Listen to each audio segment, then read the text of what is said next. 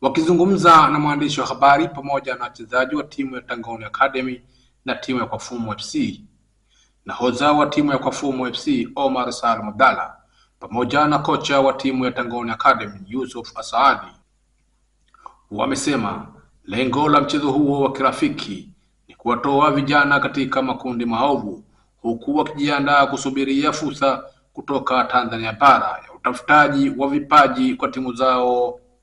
Na tumefanya hivi kwa sababu ya kuepusha mambo ya vijana kuwatoa kwenda nao out kama mabichi au sehemu ambazo kidogo hazina maadili mazuri.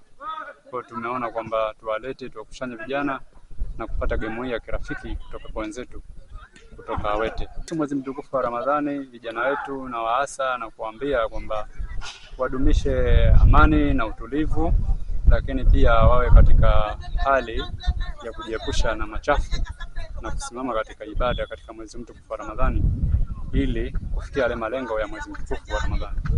Wachezaji wao wenyewe wao walinifuata, bwana mwalimu, hii Ramadhani hatutaki tukae, tunataka tuendelee na mazoezi.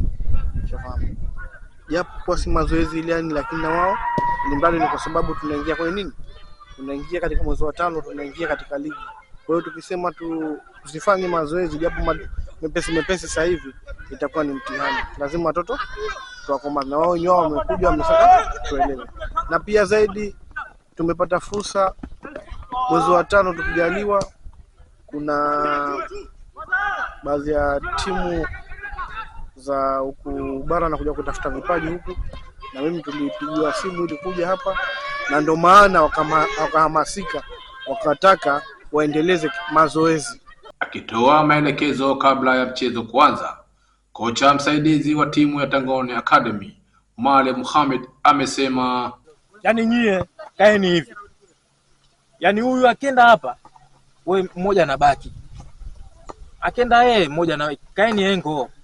Namba 6 na 8 kwenye timu ni watu ambao it is very important, yani kwenye timu ndo engine. Sasa mkipotea nyie tu, sasa hivi tutakuja na formation nyingine, yani fahamu, lazima tucheze juu mmoja kati wacheze watatu, lazima tuwawini, yani kati wako wingi, lazima kati tuje wengi, tuenee kati for tu hamwezi mkatoboa. Timu ya Kwafumo FC iliyovalia jezi rangi ya blue ambayo ilianza kuyazibu timu ya Tangoni Academy iliyovalia jezi rangi ya kijivu ilianza kuifunga timu ya Tangoni magoli mawili.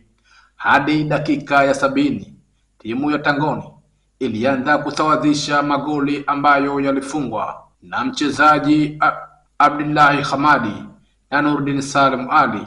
Hadi mwezi mtukufu unaindama, timu hizo ziliweza kutoka suluhu ya 2-2. Nikiripoti kutoka Kisiwani Pemba, michezo na burudani, ni mimi Maulid Hamisi.